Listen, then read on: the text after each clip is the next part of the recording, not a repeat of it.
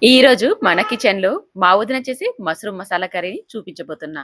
Restaurant కంటే కూడా చాలా చాలా రుచిగా చేస్తారండి మా వదిన. ఎంత రుచిగా ఉంటుందంటే ఒక్కసారి తిన్న వాళ్ళెవరైనా సరే నెక్స్ట్ టైమ్ ఇంటికి వెళ్ళినప్పుడు మష్రూమ్ కర్రీ చేసి పెట్టమని అడగాలి. అంత రుచిగా ఉంటుంది.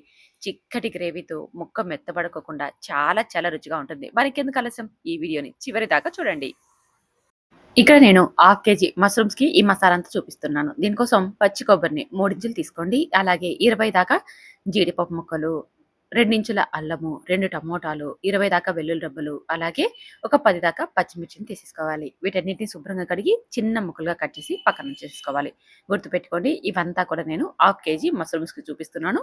మీరు ఎన్ని మష్రూమ్స్ తీసుకుంటారో దానిని బట్టి మసాలాను వేసేసుకోండి. ఇప్పుడు మనం తీసుకున్నవన్నీ శుభ్రంగా కడిగి చిన్న ముక్కలుగా కట్ చేసి మిక్సీ బౌల్‌లోకి వేసేసుకొని ఒకసారి ఇదంతా కచ్చా పచ్చాగా గ్రైండ్ చేసుకున్నాక, ఇప్పుడు ఇందులోకి చిక్కటి పెరుగును ఒక గరిటెడు వేసేసుకొని ఇదంతా మరొకసారి మెత్తగా మిక్సీ పట్టండి. ఇలా మిక్సీ పట్టి ఈ మసాలాను పక్కనుంచేసేసుకోండి. ఇప్పుడు నేను తీసుకున్న ఈ మష్రూమ్స్ అన్నిటిని కూడా ఇలా ముక్కలుగా కట్ చేసేసాను. పెద్ద మష్రూమ్ అయితే 4 ముక్కలుగాను, చిన్నవైతే 2 ముక్కలుగాను కట్ చేసేసుకోండి. చూడండి, మష్రూమ్స్ ఎప్పుడు కూడా తెల్లగా ఉన్నవి తీసుకోవాలి.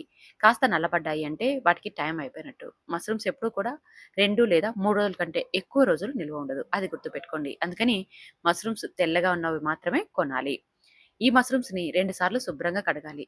మష్రూమ్స్ అనేవి మట్టి ఎక్కువగా ఉంటాయి కాబట్టి, మనం 2 సార్లు శుభ్రంగా కడిగి వాటర్ లేకోకుండా వంపేసేసుకొని పక్కన పెట్టుకొని, వేడి నీళ్ళలోకి వేసి పెట్టుకున్నామంటే, ఇంకా ఎక్కడైనా మట్టి ఉంటే ఆ మట్టి అంతా పోతుంది. అలాగే అందులోకి కొద్దిగా పసుపు, ఉప్పును వేసేసుకొని వేడి నీళ్ళలో వేసేసి కలిపి పక్కనుంచుకోండి. మనం మసాలా ఉడికించే లోపు ఇవి మనకి మంచిగా నాని అందులో ఉన్న మట్టి మొత్తం వెళ్ళిపోతుంది. ఈ విధానంలో చేయడం వల్ల ముక్కలు రుచిగా ఉంటాయి. అలాగే మట్టి, ఇసుక తగులుతుందని చాలామంది కంప్లెయింట్ చేస్తూ ఉంటారు కదా! అదంతా కూడా వెళ్ళిపోతుంది. ఇప్పుడు స్టవ్ మీద కడాయి పెట్టుకొని కొద్దిగా ఆయిల్ వేసుకొని ఎండుమిర్చి, ఆవాలు, జీలకర్ర వేసి అవి బాగా వేగాక కట్ చేసుకున్న 2 పెద్ద సైజు ఉల్లిపాయలని కొద్దిగా కరివేపాకును వేసి ఉల్లిపాయలు గోల్డెన్ కలర్ వచ్చేదాకా వేయించుకోవాలి. ఉల్లిపాయ చక్కగా వేగితేనే ఈ కర్రీలో రుచి చాలా బాగుంటుంది. చూస్తున్నారు కదా! ఉల్లిపాయ బాగా మగ్గింది. ఇప్పుడు ఇందులోకి మనం గ్రైండ్ చేసి పెట్టుకున్నాం కదా! ఆ మసాలా పేస్ట్‌ని కూడా ఇందులోకి వేసేసుకొని ఇదంతా ఒకసారి బాగా కలిసేలాగా కలుపుకోవాలి. ఇలా కలుపుకునేటప్పుడు పూర్తిగా మంటను లో ఫ్లేమ్‌లో ఉంచుకోండి. తర్వాత ఇందులోకి మనం ఒక పావు టీ స్పూన్ దాకా పసుపుని, అలాగే ఇందులోకి రుచికి సరిపడా ఉప్పును కూడా వేసేసుకోవాలి. ఒక స్పూన్ దాకా ధనియాల పొడిని, అలాగే తినగలిగే కారాన్ని బట్టి చిల్లీ పౌడర్‌ని వేసుకోవాలి. మనం పచ్చిమిర్చి వేసుకున్నాం కదండీ! చూసుకొని చిల్లీ పౌడర్‌ని వేసేసుకోండి. తర్వాత ఇందులోకి పావు టీ స్పూన్ దాకా మిరియాల పొడిని, కొద్దిగా కసూరి మేతిని నలిపి వేసేసుకోండి. చాలామంది కసూరి మేతి కర్రీ అయ్యాక చివర్లో వేస్తూ ఉంటారు. కానీ మసాలాలోకి వేసి చూడండి, చాలా టేస్టీగా ఉంటుంది.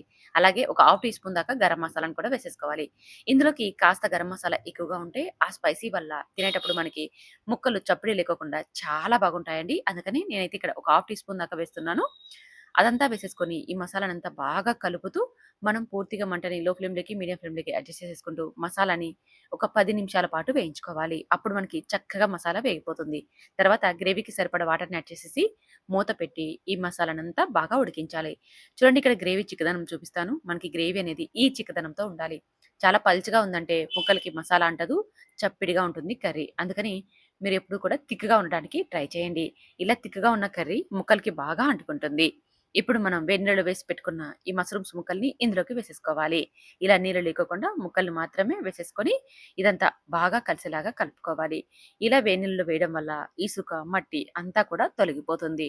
చాలా మందికి మష్రూమ్స్ మిడిల్‌లో ఇసుక ఉండిపోతూ ఉంటుందని, తినేటప్పుడు ఇసుక తగులుతుందని కంప్లెయింట్ చేస్తూ ఉంటారు. కాబట్టి ఇలా వేడి నీళ్ళలో వేయడం వల్ల పసుపు, ఉప్పు వేసాం కాబట్టి ఆ ముక్కల్లో ఉన్న మొత్తం మురికి కానీ, మట్టి కానీ వెళ్ళిపోతుంది. మీకి ఇలా వేడి నీళ్ళలో వేయడం ఇష్టం లేదంటే మీరు స్కిప్ చేసేసుకొని శుభ్రంగా కడిగి ఆ ముక్కల్ని ఇప్పుడు మసాలా ఉడుకుతుంది కదా! వేసేసేసి మూత పెట్టి లో ఫ్లేమ్‌లో 10 నిమిషాలు ఉడికించుకున్నామంటే ముక్కలకి మసాలా అంతా బాగా అంటుకుంటుంది. తినేటప్పుడు మనకి ఆ టేస్ట్ అనేది బాగా తెలిసిపోతుంది.